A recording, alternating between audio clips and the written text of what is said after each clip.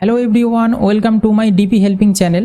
আজকে ক্লাস করব Lucien GK in Bengali. সম্পূর্ণ বাংলাতে তোমাদের চ্যাপ্টার অনুযায়ী তোমাদের ক্লাস করাচ্ছি। বাংলায় লুসিয়ান ক্লাস, তোমাদের অবজেক্টিভ জেনারেল নলেজের যে লুসিয়ান বইটা আছে সেই বইটার বাংলা ভার্সানে তোমাদের ক্লাস করাচ্ছি। তোমাদের জিওগ্রাফি এবং বায়োলজির ক্লাস চলছে। এটা জিওগ্রাফির চ্যাপ্টার আজকে আলোচনা করব। আজকে যে চ্যাপ্টারটা আলোচনা করব সেটা হচ্ছে ফিজিক্যাল জিওগ্রাফি, প্রাকৃতিক ভূগোল। ওকে, তা এই চ্যাপ্টারগুলো তোমরা করো, আশা করি এক্সামে তোমাদের অনেকটাই হেল্পফুল হবে। কেন লুসিয়েন্টের বইটা খুবই গুরুত্বপূর্ণ। সেটা তোমাদের ইংরাজি ভার্সন বই, সেটা বাংলা ভার্সনে তোমাদের আমি করিয়ে দিচ্ছি। সেখান থেকে ইংরাজি প্রশ্নগুলো রেখেছি, তোমাদের প্র্যাকটিস করতে অনেকটাই সুবিধা হবে। যে চ্যাপ্টারগুলো তোমাদের আমি করিয়ে ফেলেছি সেগুলো একবার দেখে নাও। ভারতের প্রাকৃতিক বৈশিষ্ট্য তোমাদের হয়ে গেছে, ভারতের নদ নদী হয়ে গেছে, ভারতের উদ্ভিদ, ভারতের খনিজ, ভারতের কৃষি, ভারতের শিল্প, ভারতের শক্তি সম্পদ, প্রাকৃতিক ভূগোলটা আজকে আলোচনা করবো। এতগুলো চ্যাপ্টার তোমাদের হয়ে গেছে। যারা দেখোনি আমি ডেসক্রিপশন বক্সে লিঙ্ক দিচ্ছি, ওখানে গিয়ে তোমরা চেক আউট করো, প্লেলিস্টে গিয়ে চেক আউট করো। অবশ্যই তোমরা ক্লাসগুলো করো, তোমরা অন্যদের থেকে অনেকটাই এগিয়ে থাকবে। কেননা লুসিয়ান খুবই গুরুত্বপূর্ণ একটা পার্ট। ওকে, আসন্ন যে কটা এক্সাম আছে সমস্ত এক্সামের জন্য এই লুসিয়েন্টের জিকেগুলো তোমাদের কাজে লাগবে। এছাড়া তোমাদের প্রিভিয়াসের প্রশ্নের সেট এবং ইম্পর্টেন্ট টপিক নিয়ে ক্লাস করাচ্ছি, সেই ক্লাসগুলো করো। আমি ডেসক্রিপশন বক্সে তারও লিঙ্ক দিচ্ছি, বা তোমরা প্লেলিস্টে গিয়ে চেক আউট করতে পারো। খুবই ইম্পর্টেন্ট সিরিজগুলো চলছে, তোমরা অবশ্যই দেখে যাও। এক্সামে তোমাদের জিকে থেকে কোনো প্রবলেম আর থাকবে না। যারা চ্যানেলে নতুন অবশ্যই চ্যানেলটিকে সাবস্ক্রাইব করে পাশে থাকো, সাপোর্ট করো। আমি তোমাদেরকে টোটাল লুসিয়েন্টের বাংলা ভার্সনে ক্লাস করে দেবো। আর ভালো লাগলে একটা লাইক করে শেয়ার করে দিতে ভুলবে না বন্ধুদের সাথে। বোঝা গেল? চলো শুরু করি। আজকে প্রথম প্রশ্ন আমরা দেখে নেব প্রাকৃতিক ভূগোল থেকে। চৌম্বকীয় মেরিডিয়ান একটি কাল্পনিক ড্যাশ, অর্থাৎ চারটে অপশান দিয়েছে, এর মধ্যে কোনটি রাইট অ্যান্সার হবে? রাইট অ্যান্সার হবে উলম্ব সমতল, ভার্টিক্যাল প্লেন বলা হয়। অপশান সি হচ্ছে রাইট অ্যান্সার। চৌম্বকীয় মেরিডিয়ান একটি কাল্পনিক উলম্ব সমতল। বোঝা গেল? Option C correct answer. পরবর্তী প্রশ্ন দেখো, আকাশে অগ্রিম সূর্যোদয় এবং বিলম্বিত সূর্যাস্ত এর ঘটনার কারণ কি? মানে আগে সূর্যোদয় হওয়া এবং লাস্টে সূর্যাস্ত হওয়া, এই ঘটনার কারণ বলতে হবে। চারটে অপশান আছে দেখো, সূর্যের আলোর বিচ্ছিন্নতা, সূর্যের আলোর প্রতিসরণ, সূর্যালোকের বিক্ষিপ্ততা, নাকি সূর্যের আলোর মোট অভ্যন্তরীণ প্রতিফলন। রাইট অ্যান্সার হবে অপশান সি, সূর্যালোকের বিক্ষিপ্ততা। ওকে, রিফ্লেকশন অফ সানলাইট, এইটা হবে রাইট অ্যান্সার। পরবর্তী প্রশ্ন দেখো, আলোকসজ্জাবৃত্ত পৃথিবীকে পরিচিত দুটি গোলার্ধে বিভক্ত করে, সেটা কি নামে সেটা বলতে হবে। রাইট অ্যান্সার হবে উত্তর এবং দক্ষিণ মেরু নামে। অপশান 1 হচ্ছে রাইট অ্যান্সার। পরবর্তী প্রশ্ন দেখো, কোন গ্রহের নাম রোমান ঈশ্বর জিউসের নামে রাখা হয়েছে? চারটে অপশান আছে, মঙ্গল, বৃহস্পতি, পৃথিবী নাকি শুক্র। তাহলে কোন গ্রহের নাম রোমান ঈশ্বর জিউসের নামে রাখা হয়েছে? বৃহস্পতি গ্রহের। অপশান সি হচ্ছে রাইট অ্যান্সার। তাহলে প্রশ্নগুলো কতটা ইম্পর্টেন্ট বুঝতে পারছো। এই প্রশ্নগুলো তোমাদের প্রিভিয়াস ইয়ারে কোনো না কোনো এক্সামে এসেছে, তাই প্রশ্নগুলো কিন্তু খুবই ইম্পর্টেন্ট। আর পরবর্তী প্রশ্ন আমরা দেখব, নিচের কোনটি সূর্যের সবচেয়ে দূরের গ্রহ? সূর্যের সবচেয়ে দূরের গ্রহ হচ্ছে নেপচুন। এই চারটে অপশানের মধ্যে অপশান সি হচ্ছে রাইট অ্যান্সার। পরবর্তী প্রশ্ন দেখো, পৃথিবীর নিকটতম নক্ষত্র কোনটি? চারটে অপশান দিয়েছে, সিরিয়াস, রিগেল 1, প্রক্সিমা সেন্টাউরি নাকি ডেনেভ। পৃথিবীর নিকটতম নক্ষত্র হচ্ছে প্রক্সিমা সেন্টাউরি। অপশান সি হচ্ছে রাইট অ্যান্সার। পরবর্তী প্রশ্ন দেখো, সৌরজগৎ কে আবিষ্কার করেন? কোপার্নিকাস, আর্যভট্ট, কেপলার নাকি নিউটন। সৌরজগৎ আবিষ্কার করেছিলেন কোপার্নিকাস। অপশান 1 হচ্ছে রাইট অ্যান্সার। পরবর্তী প্রশ্ন দেখো, মানে 1 ডিগ্রি অক্ষাংশ দ্বারা প্রতিনিধিত্ব করা হয় কত কিলোমিটারকে, এটা বলতে হবে। চারটে অপশান আছে, 321 কিলোমিটার, 111 কিলোমিটার, 211 কিলোমিটার নাকি 91 কিলোমিটার। তাহলে 1 ডিগ্রি অক্ষাংশ দ্বারা প্রতিনিধিত্ব করা হয় 111 কিলোমিটারকে। অপশান বি হচ্ছে রাইট অ্যান্সার। পরবর্তী প্রশ্ন দেখো, সূর্য থেকে পৃথিবীর গড় দূরত্ব হলো কত? রাইট অ্যান্সার কোনটা হবে? 150.82 মিলিয়ন কিমি। ওকে, অপশান এ হচ্ছে রাইট অ্যান্সার। 150.82 মিলিয়ন কিলোমিটার হচ্ছে সূর্য থেকে পৃথিবীর গড় দূরত্ব। বোঝা গেল? পরবর্তী 10 নম্বর প্রশ্ন দেখো, ঘূর্ণনহীন পৃথিবীর ফলে পৃথিবীতে কি ঘটবে বা কি হবে? যদি পৃথিবী ঘূর্ণনহীন হয়ে পড়ে, মানে না ঘোরে আর পৃথিবীটা, তাহলে কি ঘটবে সেটা বলতে হবে। তাহলে তোমাদের 3টে বিবৃতি দিয়েছে। প্রথম বিবৃতি কি বলছে? সূর্যোদয় এবং সূর্যাস্ত হবে না। দ্বিতীয় বিবৃতি কি বলছে? না দিন এবং রাতের চক্রের কোনো ঘটনা হবে না, মানে দিন রাত্রি হবে না। 3 নম্বর বিবৃতি কি বলছে? শুধুমাত্র একটি ঋতুই থাকবে সেখানে। তাহলে এইটার মধ্যে তোমাদের বা 4টে অপশান দিয়েছে, বলছে 1, 2 ঠিক, নাকি 1, 3 ঠিক, নাকি শুধুমাত্র 2 ঠিক, নাকি 1, 2, 3 তিনটেই ঠিক। তাহলে রাইট আনসার কোনটা হবে? না তিনটেই ঠিক। পৃথিবী যদি ঘূর্ণনহীন হয়ে পড়ে, যদি পৃথিবী ঘোরা বন্ধ করে দেয়, তাহলে এই 3টে অপশানই ঠিক হবে। সূর্যোদয় সূর্যাস্ত হবে না, দিন রাত্রি কোনো ঘটনা হবে না, এবং কোনো ঋতু থাকবে না। বোঝা গেল? চলো পরবর্তী প্রশ্ন আমরা দেখব, বিজ্ঞানী যিনি প্রথম আবিষ্কার করেছিলেন যে পৃথিবী সূর্যের চারিদিকে ঘুরছে, সেটা কে বলতে হবে। নিউটন, ডাল্টন, আইনস্টাইন নাকি কোপার্নিকাস? তাহলে পৃথিবী সূর্যের চারিদিকে ঘুরছে এটা প্রথম আবিষ্কার করেছিলেন কোপার্নিকাস। অপশন ডি হচ্ছে রাইট অ্যান্সার। পরবর্তী প্রশ্ন দেখো, ঋতু থেকে ঋতু পর্যন্ত দিন ও রাতের পার্থক্যের তারতম্যের কারণ কি বলতে হবে। চারটে অপশান দিয়েছে, এর মধ্যে তারতম্যের কারণ কোনটা? তাহলে ঋতু থেকে ঋতু পর্যন্ত মানে একটা ঋতু থেকে আরেকটা ঋতু পর্যন্ত দিন রাতের দৈর্ঘ্যের তারতম্যের কারণ হচ্ছে উপবৃত্তাকার পদ্ধতিতে সূর্যের চারিদিকে পৃথিবীর আবর্তন করার জন্য। অপশান বি হচ্ছে রাইট অ্যান্সার। প্রশ্নগুলো খুব স্ট্যান্ডার্ড প্রশ্ন, তোমাদের এইগুলো সিডিএস, এনডিএ এবং এসএসসি যে কোনো এক্সামে তোমাদের কোনো না কোনো এক্সামে তোমাদের রিপিট হয়েছে প্রশ্নগুলো, তাই খুব ইম্পর্টেন্ট প্রশ্ন এবং স্ট্যান্ডার্ড প্রশ্ন তোমাদের এক্সামে আসার মতো। আর এখান থেকে প্রায়শই এক্সামে দেখা যায় যে প্রশ্ন কমন আসছে লুসিয়ান বই থেকে, তাই এই প্রশ্নগুলো কিন্তু তোমরা অবশ্যই এক্সাম দিতে যাওয়ার আগে পড়ে যাবে। পরবর্তী প্রশ্ন দেখো, পৃথিবী তার কাল্পনিক কক্ষে একটি আবর্তন সম্পন্ন করতে কত সময় নেয়? এটা বলতে হবে। তা চারটে অপশান আছে, এর মধ্যে রাইট আনসার হবে 23 ঘন্টা 56 মিনিট 4 সেকেন্ড। এইটা সময় নেয় হচ্ছে আবর্তন সম্পন্ন করতে পৃথিবী। পরবর্তী প্রশ্ন দেখো, কর্কটক্রান্তি রেখা যার মধ্যে দিয়ে যায়নি, অর্থাৎ চারটে অপশান দিয়েছে, এর মধ্যে কর্কটক্রান্তি রেখা কার উপর দিয়ে যায়নি বলতে হবে। রাইট অ্যান্সার হবে ইরানের উপর দিয়ে কর্কটক্রান্তি রেখা যায়নি। এই চারটে অপশানের মধ্যে ভারত, মেক্সিকো, মিশর এদের উপর দিয়ে কর্কটক্রান্তি রেখা গেছে। বোঝা গেল। পরবর্তী প্রশ্ন আমরা দেখব, কিভাবে সূর্য তার শক্তি পায়, মানে how does the sun gets is energy, মানে এনার্জিটা কোথা থেকে পায় সূর্য সেটা বলতে হবে। চারটে অপশান আছে, এর মধ্যে রাইট আনসার কোনটা হবে না নিউক্লিয়ার ফিউশন থেকে। এবার এখানে অনেকে কনফিউজ হয়ে যায় কোনটা ফিশন আর কোনটা ফিউশন, এখানে কিন্তু রাইট আনসার কিন্তু ফিউশনটা হবে, ফিশন কিন্তু হবে না। ফ্রম নিউক্লিয়ার ফিউশন, এই ফিউশন থেকে কিন্তু সূর্যের তাপশক্তি পায়, এটা কিন্তু মনে রাখবে, এটা অনেক এক্সামে রিপিট হয়েছে। বোঝা গেল। চলো পরবর্তী প্রশ্ন আমরা দেখব 16 নম্বর প্রশ্ন, দিন ও রাতের সময়কাল সম্পর্কে নিচের কোন বক্তব্যটি সঠিক?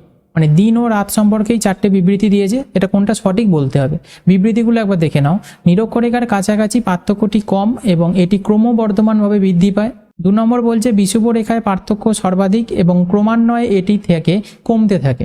আর 3 নম্বর বলছে ক্রান্তীয় অঞ্চলে পার্থক্য কম এবং ক্রমশ নিরক্ষীয় ও মেরুগুলির দিকে বৃদ্ধি পায়। 4 নম্বর বলছে ক্রান্তীয় অঞ্চলে পার্থক্য সর্বাধিক এবং নিরক্ষীয় ও মেরুগুলির দিকে ক্রমশ হ্রাস পায়। তাহলে দিন ও রাতের সময়কাল সম্পর্কে কোনটা সঠিক হবে? অপশান এতে যেটা আছে, নিরক্ষরেখার কাছাকাছি পার্থক্যটি কম হবে এবং ক্রমবর্ধমানভাবে সেটা বৃদ্ধি পেতে থাকবে, মানে নিরক্ষরেখা থেকে পরপর যত উপর দিকে যাবে বা নিচের দিকে নামবে এগুলো বৃদ্ধি পেতে থাকবে। ওকে, পরবর্তী প্রশ্ন আমরা দেখব, নিম্নলিখিত বিবৃতিগুলির মধ্যে কোনটি সঠিক নয়? ভালো করে প্রশ্নটা দেখবে, ইজ নট কারেক্ট, সঠিক নয় কোনটা বলতে হবে। চারটে বিবৃতি দিয়েছে। প্রথম বিবৃতি কি বলছে না বিভিন্ন গ্রহের শরীরের ওজন এক এক রকম, মানে বিভিন্ন গ্রহে শরীরের ওজন ভিন্ন হয়। পৃথিবীতে চাঁদে এবং শূন্য স্থানে শরীরের ভর একই থাকে। 3 নম্বর বলছে শরীরের ওজন কম হওয়া তখন ঘটে যখন মহাকর্ষীয় শক্তিগুলি তার উপর কাজ করে বিপরীত ভারসাম্যপূর্ণ হিসাবে। 4 নম্বর বিবৃতি বলছে পৃথিবীর সমুদ্রপৃষ্ঠে একটি শরীরের ওজন এবং ভর সমান হয়। তাহলে এই চারটের মধ্যে কোনটা সঠিক নয়? সঠিক নয় হচ্ছে অপশান ডি যেটা আছে এইটা, এটা সঠিক নয়। পৃথিবীর সমুদ্রপৃষ্ঠে একটি শরীরের ওজন ও ভর সমান, এইটা সঠিক নয়। কোনোদিনই ভর এবং ওজন দুটো সমান হতে পারে না, এটা ভুল আছে। পরবর্তী প্রশ্ন আমরা দেখে নেব, কি বলছে কোন আলৌকিক ঘটনার কারণে গ্রহণ ঘটে, মানে কোন আলৌকিক ঘটনার কারণে গ্রহণ ঘটে সেটা বলতে হবে। প্রতিফলন, প্রতিসরণ, সরল রেখাগামী প্রসারণ নাকি বিভাজন বা অপবর্তন? তাহলে রাইট আনসার কি হবে? রাইট আনসার হবে সরল রেখাগামী প্রসারণ, রেক্টিনাইলার প্রোপোগেশন। অপশন সি হচ্ছে রাইট আনসার। ওকে, পরবর্তী প্রশ্ন দেখো, পৃথিবী একটি অক্ষের চারিদিকে আবর্তন করে কার দিকে নির্দেশ করে? সূর্য, শুক্র, চাঁদ নাকি মেরুজ্যোতি? তাহলে পৃথিবী একটি অক্ষের চারিদিকে আবর্তন করে মেরুজ্যোতির দিকে নির্দেশ করে। অপশান ডি হচ্ছে right answer, the pole star বলা হয় সেটাকে। পরবর্তী প্রশ্ন দেখো, নিচের কোনটিকে পার্থিব গ্রহ বলা হয়? বুধ, শনি, বৃহস্পতি নাকি ইউরেনাস? রাইট অ্যান্সার হবে বুধকে বলা হয় পার্থিব গ্রহ। অপশান এ হচ্ছে রাইট অ্যান্সার, যেটা মার্কারি। ওকে, পরবর্তী প্রশ্ন দেখো, একটি তারার ঝলকানি যার কারণে হয়, মানে তারা যে ঝিকিমিকি করে তার কারণটা কি বলতে হবে। এটা খুব ইম্পর্টেন্ট, অনেক এক্সামে এটা রিপিট হয়েছে। তাহলে এটা রাইট অ্যান্সার কোনটা হবে? রাইট অ্যান্সার হবে অপশান ডি যেটা আছে, নক্ষত্রের আলোর বায়ুমণ্ডলীয় প্রতিসরণের কারণে এটা হয়। তারাগুলো কি করে না ঝলকানি দেয়, অর্থাৎ ঝিকমিক করে। তাহলে অপশান ডি হচ্ছে কারেক্ট অ্যান্সার। পরবর্তী প্রশ্ন দেখো, সূর্য থেকে পৃথিবীর সর্বাধিক দূরত্ব থাকে কোন দিন? মানে সূর্য থেকে পৃথিবীর সর্বাধিক দূরত্ব কোন দিনে হয় বলতে হবে। রাইট অ্যান্সার হবে 4 জুলাই। অপশান ডি হচ্ছে কারেক্ট অ্যান্সার। পরবর্তী প্রশ্ন দেখো, কেন আমরা প্রতি 4 বছরে একটি লিপ ইয়ার রাখি? মানে 4 বছর অন্তর কেন লিপ ইয়ার হয় বলতে হবে। তাহলে প্রশ্নগুলো খুবই স্ট্যান্ডার্ড প্রশ্ন, বুঝতে পারছো নিশ্চয়ই। তাই এটা রাইট অ্যান্সার কোনটা হবে? রাইট অ্যান্সার হবে অপশান সি যেটা আছে, একটি বছরের দৈর্ঘ্য দিনের পূর্ণ সংখ্যা নয়। ওকে, তাহলে পরবর্তী প্রশ্ন আমরা দেখব, দিন এবং রাতের মধ্যে পরিবর্তনের কারণ কি? তিনটে বিবৃতি তোমাদের দিয়েছে। দেখো প্রথম বিবৃতি কি বলছে, তার অক্ষে পৃথিবীর আবর্তন, মানে অক্ষের ওপর পৃথিবীর যে আবর্তন সেটা। 2 নম্বর বিবৃতি বলছে সূর্যের চারপাশে পৃথিবীর আবর্তন। আর 3 নম্বর বিবৃতি বলছে 66.5 ডিগ্রি কোণে পৃথিবীর নতি বা বাঁক থাকে। তাহলে দিন ও রাতের মধ্যে পরিবর্তনের কারণ, এই তিনটে বিবৃতির মধ্যে কোনটা সঠিক হবে? এটা হচ্ছে 2 এবং 3 সঠিক, মানে সূর্যের চারপাশে পৃথিবীর আবর্তন এটা সঠিক, এবং 66.5 ডিগ্রি কোণে পৃথিবীর নতি বা বাঁক হয়, এইটার কারণে দিন রাত্রির পরিবর্তন হয়। কারণটা জানতে চেয়েছে, দিন এবং রাতের পরিবর্তনের কারণ কি। তাহলে এখানে অপশান বি হচ্ছে রাইট অ্যান্সার হবে। বুঝা গেছে? পরবর্তী প্রশ্ন দেখো, সবচেয়ে উজ্জ্বল গ্রহ কোনটি? রাইট অ্যান্সার কি হবে? শুক্র গ্রহকে বলা হয় সবচেয়ে উজ্জ্বলতম গ্রহ, ভেনাস। ওকে, অপশান সি হচ্ছে কারেক্ট অ্যান্সার।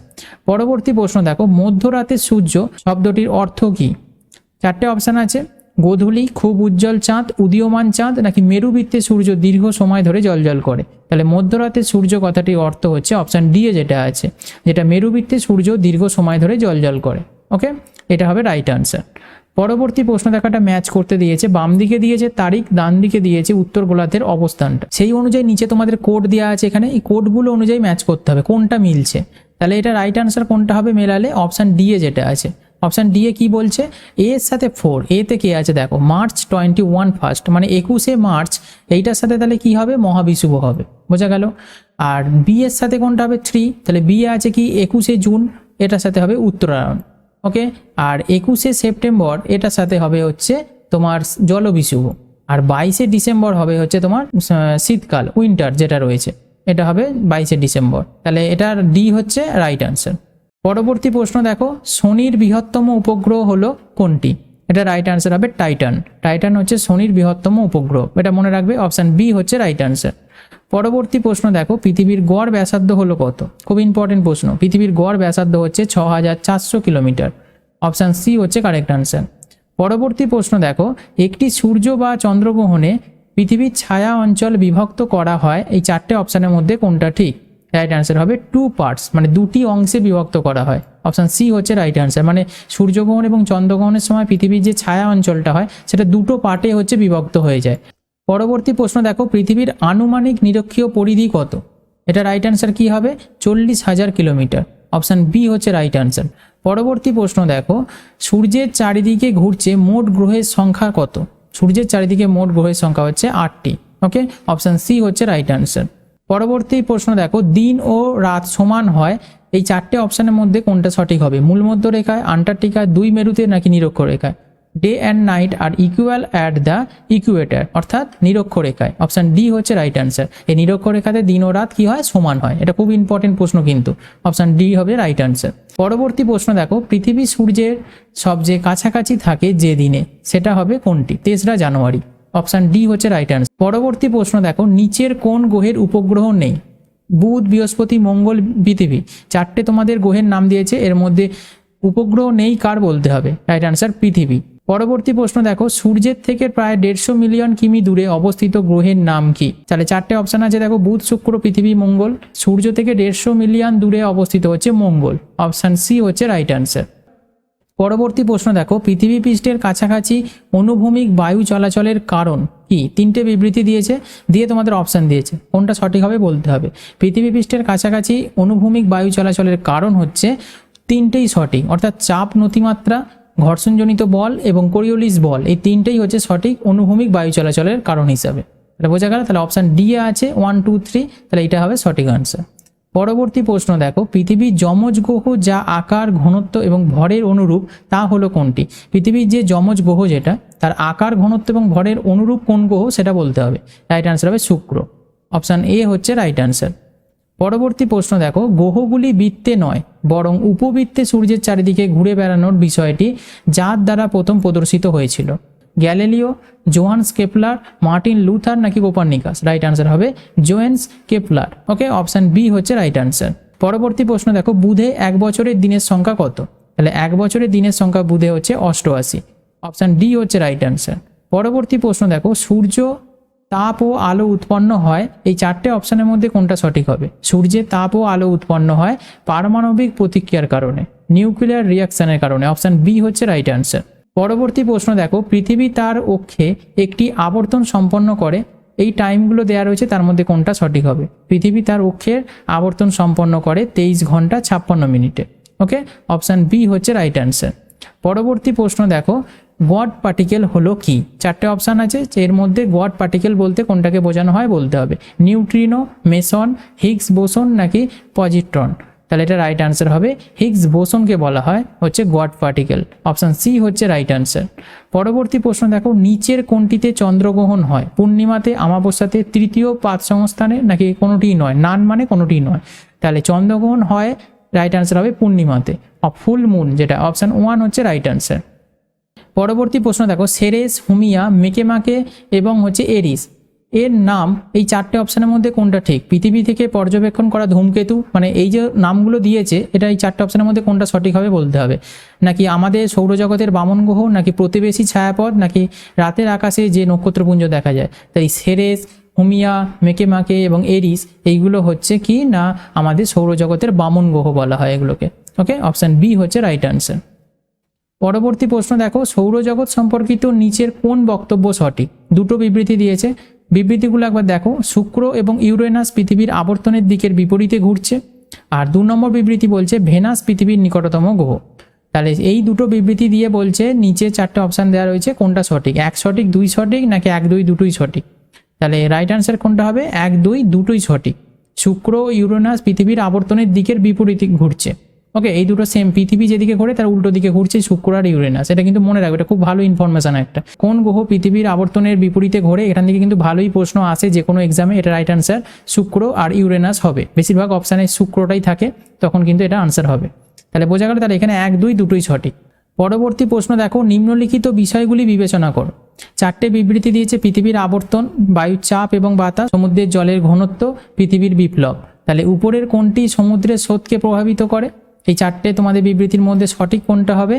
1, 2, 3, অর্থাৎ পৃথিবীর আবর্তন, বায়ুর চাপ এবং বাতাস এবং সমুদ্রের জলের ঘনত্ব, এই তিনটে হচ্ছে তোমার ঠিক, মানে সমুদ্র স্রোতকে প্রভাবিত করছে। তাহলে অপশান বি হচ্ছে রাইট অ্যান্সার। পৃথিবীর বিপ্লবটা মানে পৃথিবীর বিপ্লব হয়েছে, এটা পৃথিবীর আবর্তন হবে। এটা প্রিন্টিং মিস্ট হয়েছে, এটা পৃথিবীর আবর্তন হবে। ওকে, আবর্তন হবে। ওকে, এটা পৃথিবীর আবর্তন হবে, এটা প্রিন্টিং মিস্ট ছিল। তাহলে এটা রাইট অ্যান্সার কোনটা হবে? 1, 2, 3 এই তিনটে হচ্ছে সমুদ্র স্রোতকে প্রভাবিত করে। বোঝা গেল? চলো পরবর্তী প্রশ্ন আমরা দেখব। সপ্তঋষি নক্ষত্রটি পশ্চিমাদের কাছে পরিচিত কি হিসাবে? 7 সন্ন্যাসী, আলফা সেন্টারি, ছোট ভালুক নাকি বড় ডিপার? তাহলে সপ্তঋষি নক্ষত্রটি পশ্চিমাদের কাছে পরিচিত হচ্ছে বড় ডিপার নামে, বিগ ডিপার। অপশান ডি হচ্ছে রাইট অ্যান্সার। পরবর্তী প্রশ্ন দেখো, সূর্যগ্রহণ কখন হয়? চারটে অপশান দিয়েছে, সূর্য যখন চাঁদ এবং পৃথিবীর মাঝে থাকে, নাকি পৃথিবী যখন চাঁদ ও সূর্যের মাঝে থাকে? অপশান সি বলছে চাঁদ যখন সূর্য এবং পৃথিবীর মাঝে থাকে। অপশান ডি বলছে চাঁদ যখন সূর্য পৃথিবীর সাথে মিলিত রেখায় থাকে। তাহলে সূর্যর গ্রহণ কখন হয়? রাইট অ্যান্সার হবে অপশান সি, চাঁদ যখন সূর্য এবং পৃথিবীর মাঝে থাকে, এইটা হবে রাইট অ্যান্সার। পরবর্তী প্রশ্ন দেখো, এই জায়গাগুলির মধ্যে কোথায় সূর্য সবচেয়ে আগে ওঠে? চারটে অপশান দিয়েছে, নিউ ইয়র্ক, নতুন দিল্লি, হংকং নাকি টোকিও? তাহলে সবচেয়ে সূর্য কোথায় আগে ওঠে? টোকিওতে। অপশান ডি হচ্ছে রাইট অ্যান্সার। পরবর্তী প্রশ্ন দেখো, সূর্যোদয় ও সূর্যাস্তের সময় সূর্য লাল বর্ণ ধারণ করে, তার কারণ কি? যখন সূর্য ওঠে এবং সূর্য যখন ডোবে, এই দু সময়তেই লাল বর্ণ ধারণ করে সূর্য, তার কারণটা জানতে চেয়েছে। খুবই ইম্পর্টেন্ট প্রশ্ন একটা, আর খুব স্ট্যান্ডার্ড প্রশ্ন। এটা রাইট অ্যান্সার কি হবে? তাহলে সূর্যোদয় সূর্যাস্তের সময় সূর্য লাল বর্ণ ধারণ করে, কারণ লাল বাদে সব রং কি হয়? চারিদিকে ছড়িয়ে পড়ে বলে, একমাত্র লালটাকেই বোঝা যায়, তাই আমরা লালটা দেখতে পাই।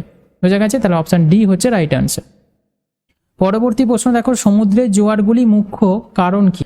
এটা রাইট অ্যান্সার হবে পৃথিবীতে চাঁদের ওপর মহাকর্ষীয় প্রভাবের কারণে। অপশান ডি হচ্ছে রাইট অ্যান্সার। পরবর্তী প্রশ্ন দেখো 53 নম্বর, সূর্যাস্তের পরও পৃথিবী পৃষ্ঠের কাছাকাছি বায়ু কী কারণে তাপ গ্রহণ করতে থাকে? চারটে অপশান আছে, এর মধ্যে রাইট অ্যান্সার কি হবে? পার্থিব বিকিরণ। ওকে, অপশান এ হচ্ছে রাইট অ্যান্সার। পরবর্তী প্রশ্ন দেখো, পৃথিবীর গড় ঘনত্ব কত? তাহলে পৃথিবীর গড় ঘনত্ব হচ্ছে 5.517 গ্রাম সেমি কিউ। ওকে, অপশান ডি হচ্ছে রাইট অ্যান্সার। পরবর্তী প্রশ্ন দেখো, পৃথিবীর ভূত্বকের মধ্যে সবচেয়ে বেশি ধাতু হলো কোনটি? মানে পৃথিবীর ভূত্বকে সবচেয়ে বেশি কোন ধাতু আছে বলতে হবে। সবচেয়ে বেশি ধাতু আছে অ্যালুমিনিয়াম। অপশান বি হচ্ছে রাইট অ্যান্সার। পরবর্তী প্রশ্ন দেখো, একটি স্তরবিন্যাস সমতল বরাবর ম্যাগমার অনুপ্রবেশকে কি বলা হয়? ডাইক, স্টিল, ব্যাথোলিথ নাকি ল্যাকোলিথ? তাহলে স্তরবিন্যাস সমতল বরাবর ম্যাগমার অনুপ্রবেশকে বলা হয় ব্যাথোলিথ। ওকে, অপশান সি হচ্ছে রাইট অ্যান্সার। পরবর্তী প্রশ্ন দেখো, উপরিভাগে লাভা ঠান্ডা হলে নিচের কোন বৈশিষ্ট্যগুলি দেখা দিতে পারে? স্টিল, ডাইক, ব্যাথোলিথ নাকি ব্যাসাল্ট মালভূমি? তাহলে রাইট অ্যান্সার কি হবে? ব্যাসাল্ট মালভূমি। ওকে, পরবর্তী প্রশ্ন আমরা দেখব আন্তর্জাতিক তারিখ রেখা কি। অপশানগুলো দেখো, এটি একটি বিষুব রেখা, এটি 0 ডিগ্রি দ্রাঘিমাংশ, নাকি এটি 90 ডিগ্রি পূর্ব দ্রাঘিমাংশ, নাকি এটি 180 ডিগ্রি দ্রাঘিমাংশ। আন্তর্জাতিক তারিখ রেখা হচ্ছে একটি 180 ডিগ্রি দ্রাঘিমাংশ। অপশান ডি হচ্ছে রাইট অ্যান্সার। পরবর্তী প্রশ্ন দেখো, কর্কটক্রান্তি রেখার মধ্যে দিয়ে যায়নি, মানে 4টে অপশান দিয়েছে, এর মধ্যে কর্কটক্রান্তি রেখা যায়নি কার ওপর দিয়ে? Bharat, Bangladesh, Myanmar, Pakistan. Right answer হবে পাকিস্তানের ওপর দিয়ে যায়নি। পরবর্তী প্রশ্ন দেখো, কোন দেশগুলি 49 সমান্তরাল রেখা দ্বারা বিভক্ত, মানে 49 প্যারালালস দ্বারা বিভক্ত কোন দুটি? তাহলে এখানে দেখো, তো এই 4টে অপশানের মধ্যে কোনটা কারেক্ট আনসার হবে? কারেক্ট আনসার হবে অপশান এতে যেটা আছে, অর্থাৎ ইউএসএ অ্যান্ড কানাডা, এই দুটো 49 প্যারালাল দ্বারা হচ্ছে বিভক্ত, মার্কিন যুক্তরাষ্ট্র এবং কানাডা। পরবর্তী প্রশ্ন দেখো, মূল মধ্যরেখা যার মধ্যে দিয়ে যায়? প্যারিস, গ্রিনিচ, নিউ ইয়র্ক, নাকি দিল্লি? তাহলে মূল মধ্যরেখা গেছে গ্রিনিচের ওপর দিয়ে, গ্রিনিচের মানমন্দির নাম শুনেছো, সেখান দিয়ে। অপশান বি হচ্ছে রাইট অ্যান্সার। পরবর্তী প্রশ্ন, কোন স্থানের অক্ষাংশ কি নির্দেশ করে? সময়, উচ্চতা, বৃষ্টির পরিমাপ, নাকি তাপমাত্রা? এটা ভেরি ভেরি ইম্পর্টেন্ট একটা প্রশ্ন, যে কোন স্থানের অক্ষাংশ কি নির্দেশ করে? এটা নির্দেশ করে হচ্ছে তাপমাত্রা, টেম্পারেচারটাকে। অপশান ডি হচ্ছে রাইট অ্যান্সার। পরবর্তী প্রশ্ন দেখো, তোমাদের ম্যাচ করতে দিয়েছে, বাম দিকে দিয়েছে ভূতাত্ত্বিক যুগ, ডান দিকে দিয়েছে ভূতাত্ত্বিক কাল। ওকে, দিয়ে ম্যাচ করতে হবে, এই কোডগুলো দিয়েছে, কোডগুলো অনুযায়ী। তাহলে এটা ম্যাচ করলে রাইট অ্যান্সার কোনটা হবে? অপশান বি এ যেটা আছে। যেমন এতে কি আছে? মেসোজোয়িক যুগ, এইটার সাথে রাইট অ্যান্সার কি হবে? ট্রায়াসিক। ওকে, আর 2 নম্বরে কি আছে? প্রোটেরোজোয়িক হচ্ছে কি আছে 2 নম্বরে, এর সাথে কি হবে না? প্রাক ক্যাম্ব্রিয়ান, এটা হবে। তাহলে 3 নম্বরে কি আছে? কাইনোজিক, এই কাইনোজিকের সাথে মানে সি আছে কাইনোজিক, তাহলে সি এর সাথে কোনটা হবে? 1, তাহলে সি এ হবে টেরিটরি। আর প্যালিওজোইকের সাথে হবে হচ্ছে পারমিয়ান। ক্লিয়ার হলো? ডি এর সাথে 4 আছে, তাহলে এই বিটা হচ্ছে রাইট অ্যান্সার হবে। ওকে, পরবর্তী প্রশ্ন দেখো, আগ্নেয়গিরির কাপ আকৃতির মুখ হলো কি? তাকে কি বলা হয়? মানে আগ্নেয়গিরির যে মুখটা কাপ আকৃতির হয় সেটাকে কি বলা হয়? জ্বালামুখ, ফোকাস, সিন্ডার শঙ্কু, নাকি কেন্দ্রস্থল? এটাকে বলা হয় জ্বালামুখ। ওকে, অপশান 1 হচ্ছে রাইট অ্যান্সার। পরবর্তী প্রশ্ন দেখো, আগ্নেয়গিরির রিং কোন মহাসাগরের সাথে সম্পর্কিত? ভলক্যানিক রিং যেটাকে বলা হয়, আগ্নেয়গিরির রিং, এইটা সম্পর্কিত কোন মহাসাগরের সাথে? এটা রাইট অ্যান্সার হবে প্রশান্ত মহাসাগরের সাথে। পরবর্তী প্রশ্ন দেখো, ভূমিকম্পের উৎপত্তির ঠিক ওপরে পৃথিবী পৃষ্ঠের বিন্দুকে বলা হয় কি? হাইপো সেন্টার, কেন্দ্রস্থল, মুখ্য সেন্টার, নাকি মধ্য সেন্টার? তাহলে ভূমিকম্পের উৎপত্তি যেখানটা হবে ঠিক তার উপরে, ধরো এখানটা ভূপৃষ্ঠ, এখানে ভূমিকম্পের উৎপত্তি হয়েছে, তাহলে এর ঠিক ওপরে ভূপৃষ্ঠের যে স্থানটা, এই বিন্দুটাকে কি বলবো? এইটাকে বলা হয় হচ্ছে কেন্দ্রস্থল, এপি সেন্টার বলা হয়। অপশান বি হচ্ছে রাইট অ্যান্সার, এই জায়গাটাকে বলা হয় কেন্দ্রস্থল বা এপি সেন্টার। পরবর্তী প্রশ্ন দেখো, কিসের কারণে ভূমিকম্প হয়? পৃথিবী পরিক্রমণ, টেকটোনিজম, পৃথিবীর আবর্তন, নাকি অগ্নিভবন? তাহলে ভূমিকম্প হয় টেকটোনিজমের কারণে, এটা পাত সংস্থান তত্ত্ব। ওকে, তোমাদের ডিটেলসে যখন ক্লাস করাবো তোমাদের জিওগ্রাফিতে, তখন পাত সংস্থান তত্ত্ব সম্পর্কে বলবো। ওকে, একটা পাত কী করে অন্য পাতের সাথে সংঘর্ষ হয় এবং বিপরীতমুখী সমমুখী পাত কী করে ভূমিকম্পের সৃষ্টি করে, সেইগুলো সম্পর্কে ডিটেলসে তোমাদের আমি ক্লাস করিয়ে দেবো। ওকে, চলো পরবর্তী প্রশ্ন আমরা দেখব, ভূমিকম্পের উৎপত্তি স্থলকে কি বলা হয়? মানে ভূমিকম্প যেখান থেকে উৎপত্তি হয় তাকে কি বলা হয়? সেটাকে বলা হয় কেন্দ্রবিন্দু। ওকে, ফোকাস বলা হয়। অপশান সি হচ্ছে রাইট অ্যান্সার। পরবর্তী প্রশ্ন দেখো, সুনামির উৎপত্তি হয়েছে যার কারণে? ভূমিকম্পের কারণে হচ্ছে সুনামির উৎপত্তি হয়েছে। অপশান সি হচ্ছে রাইট অ্যান্সার। আর্থকোয়েকের কারণেই কিন্তু সুনামি হয়। ওকে, অপশান সি হচ্ছে রাইট অ্যান্সার। পরবর্তী প্রশ্ন দেখো, নিচের কোনটি সক্রিয় আগ্নেয়গিরি ভূমধ্যসাগরের আলো ঘর নামে পরিচিত? তাহলে অপশানগুলো দেখো, আগ্নেয়গিরি, স্ট্রম্বোলি, ভিসুভিয়াস, নাকি ইমা? তো এটা হচ্ছে স্ট্রম্বোলি। অপশান বি হচ্ছে রাইট অ্যান্সার। পরবর্তী প্রশ্ন দেখো, নিচের কোনটি পৃথিবীর সর্বোচ্চ সক্রিয় আগ্নেয়গিরি? পৃথিবীর সর্বোচ্চ সক্রিয় আগ্নেয়গিরি কোনটা বলতে হবে? এডনা, মাউন্তাই, ফুজিয়ামা, নাকি কোটাপ্যাক্সি? রাইট অ্যান্সার হবে কোটাপ্যাক্সি। অপশান ডি হচ্ছে রাইট অ্যান্সার। এটা পৃথিবীর সর্বোচ্চ সক্রিয় আগ্নেয়গিরি, এটা কিন্তু মনে রাখবে, হাইয়েস্ট অ্যাক্টিভ ভলক্যানো। খুব ইম্পর্টেন্ট প্রশ্ন কিন্তু এটা।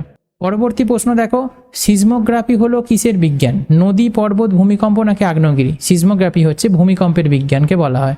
অপশান সি হচ্ছে রাইট অ্যান্সার। পরবর্তী প্রশ্ন দেখো, রিক্টার স্কেল পরিমাপের জন্য ব্যবহৃত হয় 4টে অপশানের মধ্যে কোনটা সঠিক? এটা ব্যবহৃত হয় ভূমিকম্পের তীব্রতা মাপতে। ওকে, অপশান বি হচ্ছে রাইট অ্যান্সার। পরবর্তী প্রশ্ন দেখো, নিচের কোন ধরনের আগ্নেয়গিরির অগ্নুৎপাত সাধারণত বিস্ফোরক হয় না? এক্সপ্লোসিভ হয় না কোনটা বলতে হবে আগ্নেয়গিরির অগ্নুৎপাতটা? রাইট অ্যান্সার হবে হাই ওয়াইয়ান। অপশান সি হচ্ছে রাইট অ্যান্সার। পরবর্তী প্রশ্ন দেখো, হ্রদ অধ্যয়নকে কি বলা হয়? হ্রদের অধ্যয়নকে, মানে লেক যেটাকে বলা হয়, এর অধ্যয়নকে কি বলা হয়? লিমোলজি, পোটোমোলজি, টোপোলজি, হাইড্রোলজি? রাইট অ্যান্সার হবে লিমোলজি বলা হয়। অপশান 1 হচ্ছে রাইট অ্যান্সার। পরবর্তী প্রশ্ন দেখো, নিচের কোনটি প্রাকৃতিক দুর্যোগ নয়? ভূমিকম্প, বন্যা, পারমাণবিক বিস্ফোরণ, আগ্নেয়গিরির বিস্ফোরণ, এটা প্রাকৃতিক দুর্যোগ নয়। চারটে অপশনের মধ্যে কোনটা হবে? পারমাণবিক বিস্ফোরণটা হচ্ছে একটা প্রাকৃতিক দুর্যোগ নয়। অপশন সি হচ্ছে রাইট আনসার। পরবর্তী প্রশ্ন দেখো, ভূমিকম্প পৃথিবী কিসের কারণে ঘটে? তাহলে পৃথিবীতে ভূমিকম্প কিসের কারণে ঘটে? রাইট আনসার হবে ভূপৃষ্ঠের ব্যাঘাতের কারণে, ডিস্টারবেন্স অফ আর্থ সারফেস, এটার কারণে হচ্ছে ভূমিকম্প ঘটে থাকে। অপশন এ হচ্ছে রাইট আনসার। পরবর্তী প্রশ্ন দেখো, ভূমিকম্পের তীব্রতা পরিমাপ করতে কোন স্কেল ব্যবহার করা হয়? খুব ইম্পর্টেন্ট প্রশ্ন। ভূমিকম্পের তীব্রতা পরিমাপ করতে রিক্টার স্কেল ব্যবহার করা হয়। অপশন এ হচ্ছে রাইট আনসার। পরবর্তী প্রশ্ন, বিশ্বের সবচেয়ে সক্রিয় আগ্নেয়গিরি কোনটা? বিশ্বের সবচেয়ে সক্রিয় আগ্নেয়গিরি হচ্ছে, রাইট আনসার হবে কোটাপ্যাক্সি। অপশন এ হচ্ছে রাইট আনসার। তাহলে আজকে তোমাদের এই কটা প্রশ্ন ছিল তোমাদের ফিজিক্যাল জিওগ্রাফি থেকে, মোস্ট ইম্পর্টেন্ট এইগুলো। কেমন লাগলো অবশ্যই তোমরা কমেন্ট করে জানাবে। ভালো লাগলে একটা লাইক করে দেবে, বন্ধুদের সাথে শেয়ার করতে ভুলবে না। চ্যানেলে নতুন হলে চ্যানেলটিকে সাবস্ক্রাইব করে পাশে থাকা নোটিফিকেশন বেলটি অবশ্যই অন করে রাখবে। Thank you, thanks for watching this video.